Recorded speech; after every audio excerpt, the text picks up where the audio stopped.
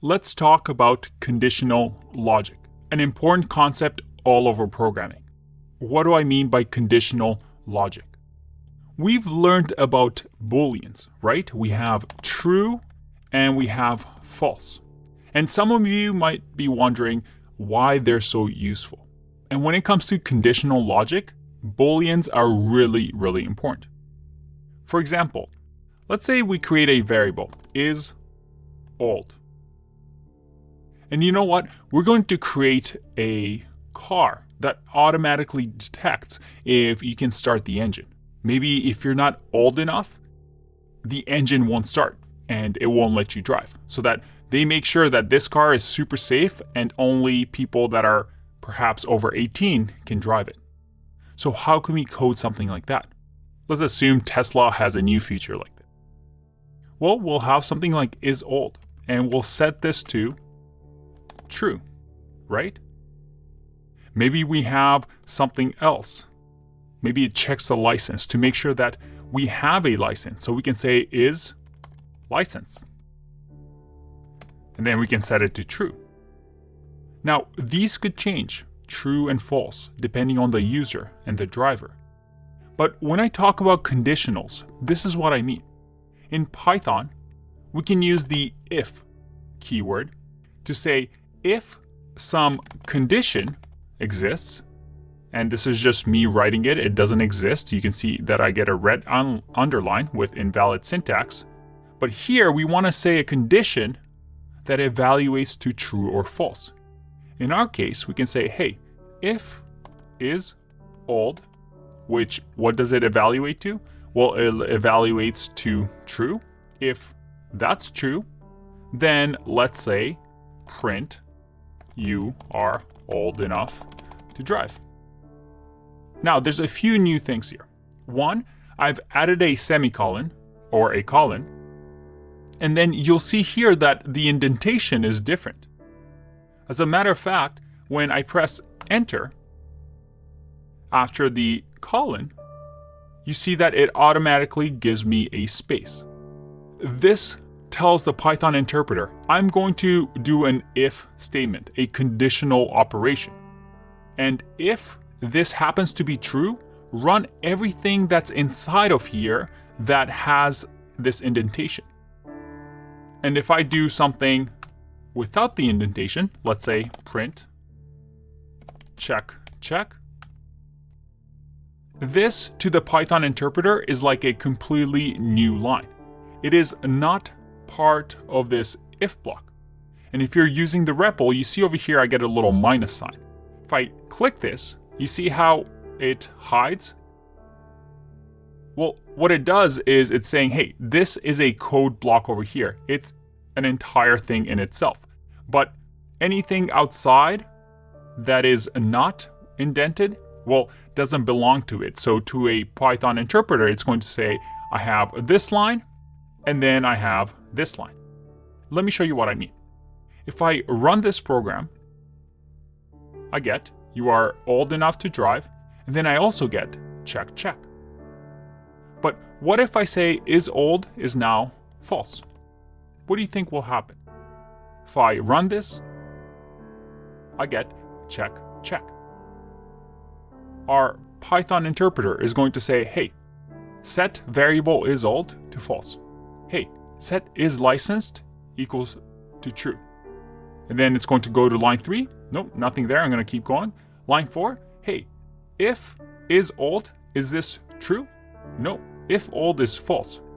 And the interpreter is going to say, okay, I'm only supposed to run this piece of code if this is true. Because this is now false, I'm just going to completely ignore what's underneath here and just go to the next line that has, well, no indentation. So it's going to print check, check. And this is the power of conditionals. We're able to essentially skip lines. The interpreter doesn't even care what's in here because I just told my program to skip from line 4 to line 6. How cool is that?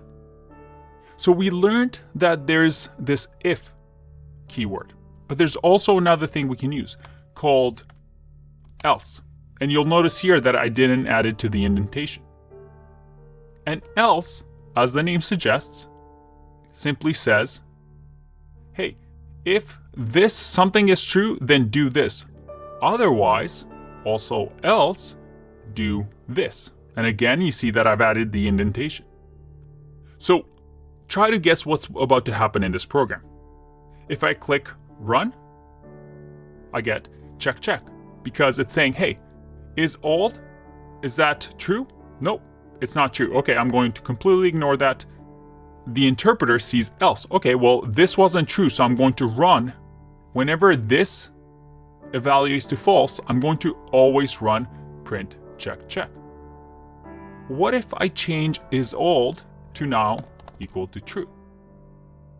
What will happen next? Well, I get you are old enough to drive.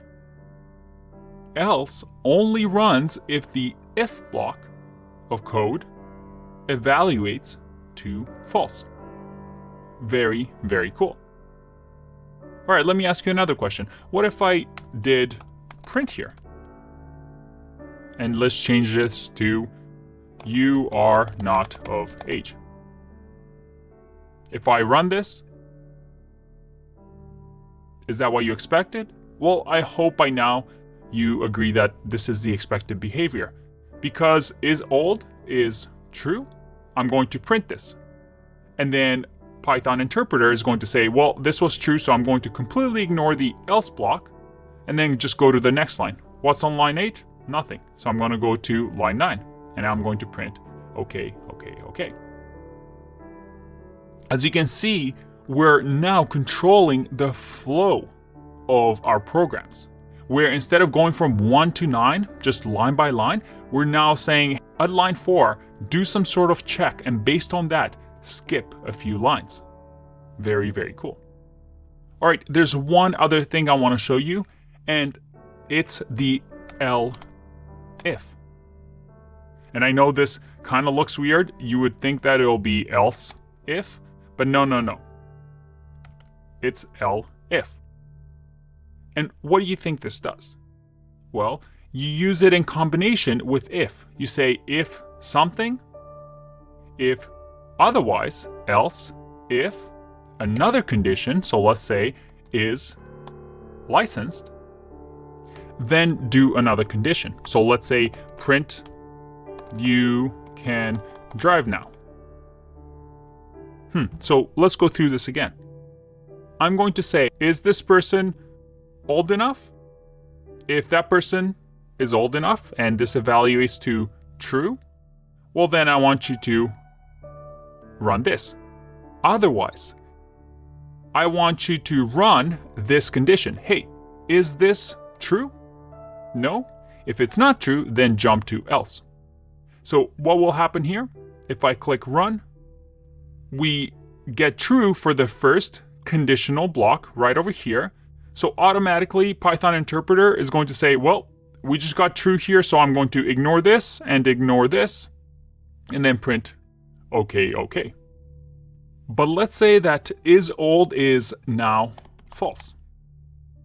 What will happen next? If I click run, this is false, so Python interpreter is going to say, nope, not going to care about this block.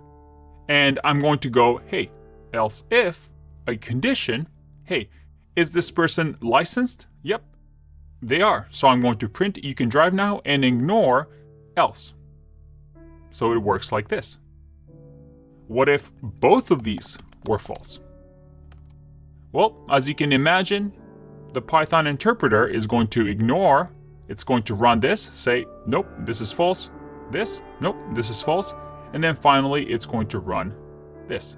You see that else is a catch-all. That is, if none of these conditions are true, then we're just going to run this. So it's a backup in a sense. Hey, if all things fail, then just do this.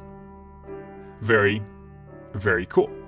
Now, if you look at this program, you're thinking, this program doesn't really work that well, does it? I mean, we're checking if the person is old and if person is licensed, but shouldn't we check both? We want somebody who has a license and who's old enough to drive.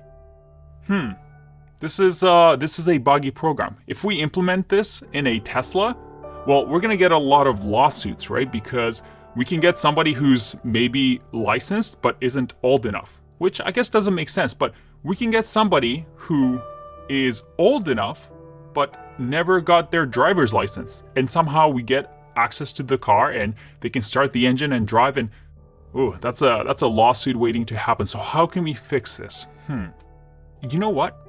The power is that this is an expression, right? An expression, if you remember, is something that produces a value. And that means that this doesn't have to, just have true here. It could be an expression. So I could say, if is old and is licensed, then I can do that. And this is something new that we haven't seen before, the and. This is another keyword in Python. And in an upcoming video, we're going to talk about more of these keywords. But this should read like English, right? If is old and is licensed, then do this. So we can now remove the elif, and then here, both expressions need to evaluate to true. That is, whatever happens here, this has to evaluate to true, and this has to evaluate to true. And only when both are true, again, as and states, then you're old enough to drive and you have a license. So that if I run this, well, I get an error, right? Because, or not an error, but it goes into the else block because both of these are false. If only one of them is true and I click run, you are not of age because both of these have to be true. If I click run, hey, all right, the car is starting. You can drive away with your Tesla. Okay, before I finish this video, because this is a lot, I want to just note one thing. That is the elif statement. The elif statement is really, really useful because when you have code like this, where you have an if statement and an else statement, usually you only see one of each. I mean, sure, in another part of the program, I could have another if statement and an if statement with another else statement inside of here. But usually, when you have this grouping together, you only see one if and one else, but you can have multiple elifs. So I can have elif another condition here, and then I can have another elif another condition here. And you can have as many as you want. Eventually, the program is going to either evaluate one of these conditions to true, or it's going to go into the else block. But usually you follow this order. All right, that was a lot. Let's take a break and explore this topic a little bit more. I'll see you in the next one. Bye-bye.